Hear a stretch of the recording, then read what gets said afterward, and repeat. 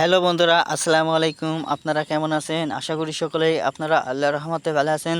তো বন্ধুরা, আজকে আমি গুরুত্বপূর্ণ একটি ভিডিও নিয়ে আপনাদের মাঝে হাজির হয়েছি। তো বন্ধুরা, আজকের এই ভিডিওটি কৃষকদের জন্য খুবই উপকার আসবে।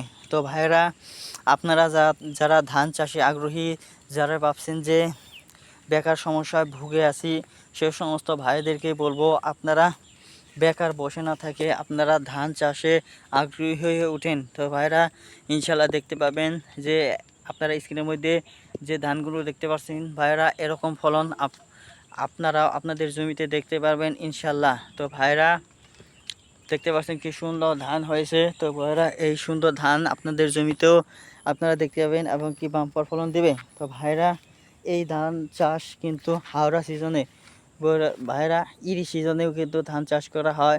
গ্রামগঞ্জের কৃষকরা প্রত্যেক সিজনেই কিন্তু তারা ধান চাষ করা বাদ দেয় না। তো ভাইরা, এই ভালো মানের দেশীয় জাতের ধানের চারা যদি আপনারা রোপণ করতে পারেন, তাহলে ভাইরা অবশ্যই কিন্তু আপনারা ভালো লাভবান হতে পারবেন। তো ভাইরা, ধান চাষ করার নিয়ম আমি এখন আপনাদেরকে বলে দেব।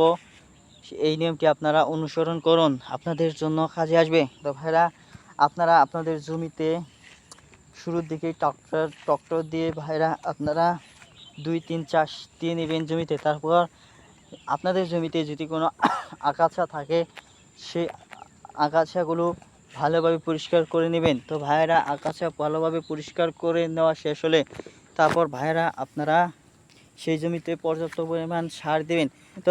তো ভাইরা, খেয়াল করতে হবে, সার কিন্তু বেশি পরিমাণে দেওয়া যাবে না। পটাশ সার দেবেন, ইউরিয়া সার দেবেন, গুটি সার দেবেন। তো ভাইরা, আরও বিভিন্ন ধরনের সার রয়েছে, সেই সারগুলো আপনারা দিয়ে দিবেন। তারপর ভাইরা, এই সুন্দর মানের ভালো জাতের ধানের চারা আপনারা রোপণ করা শুরু করেন।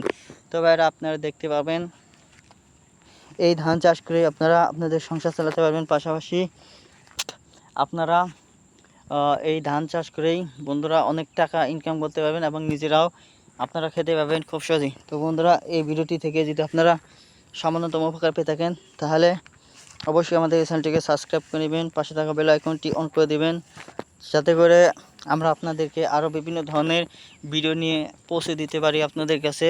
ধন্যবাদ আপনাদেরকে।